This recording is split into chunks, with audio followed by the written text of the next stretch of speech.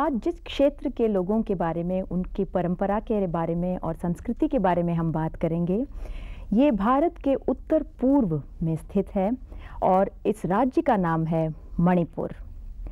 जो शास्त्रीय नृत्य शैली इस राज्य से जुड़ा हुआ है, वहाँ पनपा है, वहाँ का लोगों का अपना है, वो है मणिपुरी नृत्य शैली। मणिपुर, मणि यानी कि माणिक, रत्न जो कि बहुत ही अमूल्य और सुंदर होता है, और पुर यानी कि जगह है, यानी कि ऐसी जगह है जो प्राकृतिक सुंदरता से भरपूर हो। आज इस नृत्य शैली मणिपुरी के बारे में हमको और विस्तार से बताने के लिए हमारे साथ हैं इस शैली के प्रमुख गुरु पद्मश्री गुरु सिंगजीत सिंह जी। ये हमारा सौभाग्य है गुरुजी कि आप हमारे साथ हैं आज, और इस शैली के बारे में आपसे अच्छा कौन हमें बता सकता है। मैं अपना ही सौभाग्य समझता हूँ गीता जी कि आपसे बच्चों से बात करने का ये अवसर प्राप्त हुआ। इस प्रकार से आपने सही कहा, मणिपुर के नाम के बारे में ही वहाँ लोग जाएंगे, जैसे हमारे ये बच्चे जाएंगे या कोई भी आप जाएंगे, तो हो सकता है मणि तो नहीं मिले, लेकिन नृत्य रत्न अभी भी उपस्थित है, विराजमान है, वहाँ से अलग नहीं हो सकता। अच्छा, इस यहाँ पे एक पूछें, आप में से कौन कौन गया मणिपुर? नहीं गया, कोई नहीं। अरे मैं भी नहीं गई मणिपुर, तो ये तो सब गुरुजी से ही पूछना पड़ेगा, वहाँ के पूरे जीवन के बारे में, उनके लोगों के बारे में। पहले तो हमें आप ये बताइए कि इस शैली की जो इतिहास है, जो एक लंबा सफ़र इसने तय किया है आज के मकाम तक पहुंचने के लिए, उसके बारे में बच्चों को बताइए आप। कोई भी व्यक्ति नहीं है जो बता सकते हैं कि नृत्य, कोई भी नृत्य कितना पुराना है, कब आरंभ हुआ, ये कोई भी नहीं बता सकता। ये तो इतिहास से पूर्व, हमारे मानव स्मृति से भी पूर्व का है। जैसे जैसे मानविक सभ्यता का उद्भव हुआ, साथ ही साथ नृत्य का भी उद्भव हुआ। हाँ, बीच में परिवर्तन आए, कई संशोधन हुए, वो तो स्वाभाविक है। मणिपुर में कोई ऐसा पारंपरिक रूप से देखा जाए तो कोई भी नृत्य ऐसा नहीं है जो मनोरंजन मात्र है, ऐसा कुछ नहीं है। नृत्य होगा, उसमें मनोरंजन होगा, सुंदरता होगी, वो स्वाभाविक है। अपने इष्ट देवता को प्रसन्न करने हेतु नृत्य करते थे, इसलिए लोग मानते हैं कि मणिपुर निवासी कुछ न कुछ नृत्य कर सकते हैं पूजा के रूप में। 18वीं शताब्दी में खास करके रास नृत्य शुरू हो गया, संकीर्तन शुरू हो गया। रास मंडप पे संकीर्तन के लिए या तो मंदिर के मंडप पे होगा, या तो मणिपुर में ये भी होता है कि जितने भी घर बने हैं उनके सामने एक प्रांगण बना हुआ होता है, एक स्थान रखते हैं नृत्य के लिए। और कोई भी मणिपुर के निवासी जो देखने को जाते हैं वो मनोरंजन के लिए नहीं जाते। कोई नहीं कहते मैं नृत्य देखने जा रहा हूँ, संकीर्तन देखने जा रहा हूँ। सब कहते हैं कि मैं संकीर्तन के दर्शन के लिए जा रहा हूँ, रासलीला के दर्शन के लिए जा रहा हूँ। और दर्शकों को वहाँ ऑडियंस नहीं कहते, भावुक, जो भाव रस समझते हैं, जो रसग्राही है, रस को समझ सकते हैं। इतना कुछ इस सुंदर शैली के बारे में जानने और आगे जानने के लिए हमें इस शैली को देखना पड़ेगा, इसको अनुभव करना पड़ेगा, और इसकी पहचान क्या है, सही पहचान क्या है, ये हमें जानना पड़ेगा। पारंपरिक मणिपुरी है, उसकी एक झलक हम देख लें। हम चारों जी से अनुरोध करते हैं वे एक उदाहरण हमें प्रस्तुत करें। अभी चारू जी जो प्रस्तुत करेंगी वो कौन से रास से है? ये वसंत रास से है। राधा अभिसार का एक छोटा सा हमने हिस्सा लिया है, क्योंकि ये प्रसंग ऐसा है, श्री कृष्ण की बांसुरी की आवाज़ सुनकर राधा जी आ गईं यमुना तट पर। तो राधा अभिसार होता तो बहुत लंबा है, हमने इसको छोटा कर दिया है।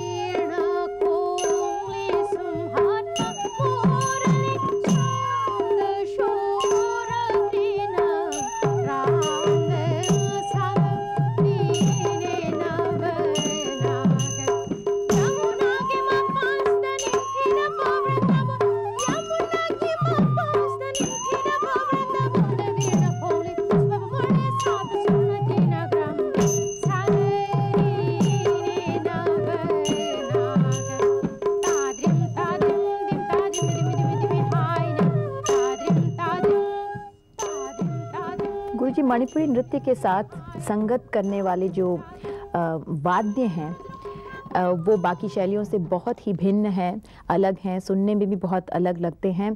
आप इनके बारे में ज़रा हमें बताइए।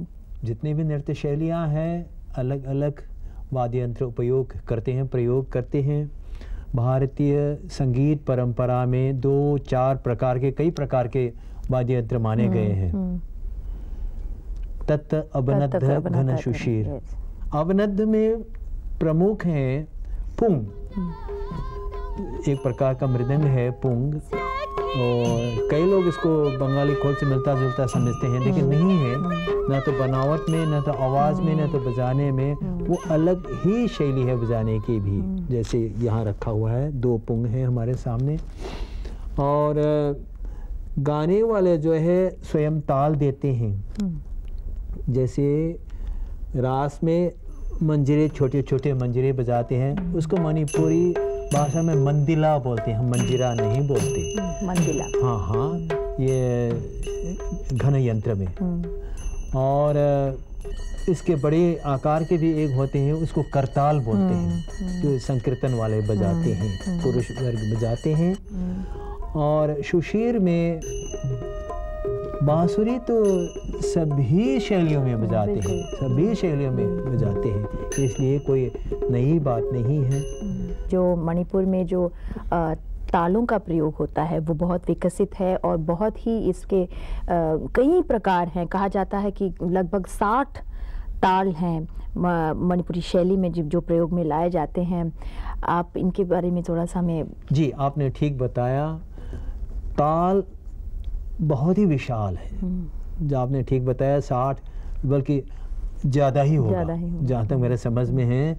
लेकिन आजकल के दैनिक प्रयोग में 60 तो ज़रूर आता है, लेकिन नाम हमें मिला है 100 के लगभग। गुरुजी, क्या मणिपुरी नृत्य की तालों में कोई खास बात है क्या आप हमें उसके बारे में बताएंगे? हाँ, खास बात तो बच्चे, ताल तो होता वही है, परंतु इनका एक्सप्रेशन जो है ताल का, और इनका झोंक जो है, जहाँ जान आता है, उसका कई प्रकार से भिन्न है। जैसे उत्तर भारत में हुआ दादरा, और दक्षिण भारत में 63 जाति के कई रूप दिखाए गए हैं। धिन तें ता घिन धिन धिन,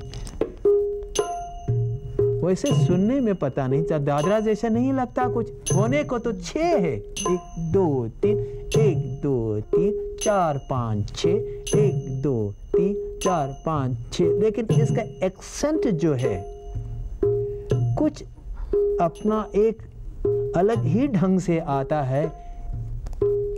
जोर जहाँ लगता है, जी जी, जहाँ जोर लगता है, और कुछ तो जोर विकसित है, कुछ तो छुप कर होता है, जो कि विकसित नहीं है।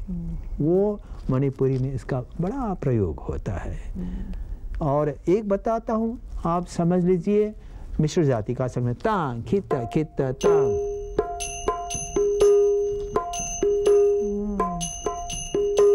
सुनने में साधारण मिश्र जाति जैसा नहीं लगता। अगर देखेंगे तो 1 2 3, 1 2 3 4, 1 2 3, 1 2 3 4। एक ताल है कोकिल प्रिय ताल, नाम बहुत सुंदर है, ताल भी सुंदर है। खिन क्र क्र, 2 ताली ताली 1, उसके बाद 3 ताली, 1 2 3, एक खाली, यहाँ तक एक संपूर्ण आवर्ती हो गई। उससे एक ये शुरू हो रहा है, 2 ताली बजाया, एक खाली हो गया, फिर 1 ताली बजाएंगे, फिर 3 ताली बजाएंगे, 1 2 3, फिर खाली हो गया, ये भी एक ताल है। इस तरह से कई ताल है, वहाँ ब्रह्म ताल है, विष्णु ताल है, लक्ष्मी ताल है, और रुद्र ताल है, पंचम सवारी है, इसके अतिरिक्त बहुत ताल है। कई नाम बता रहा हूँ जो कि इस तरफ भी है इस नाम के। गुरुजी, क्या आप हमें एक ताल सिखाएंगे? हाँ, जरूर सिखाएंगे सिखाएंगे। एक सरल ताल सिखाते हैं, चाली। आप बोलेंगे मेरे साथ, धिन तेंता खित्ता धेंता धिन तेंता खित्ता धेंता धिन ते, 3 ताली बजाइए, खित्ता धेंता धिन तेंता खित्ता धेंता धिन तेंता खित्ता धेंता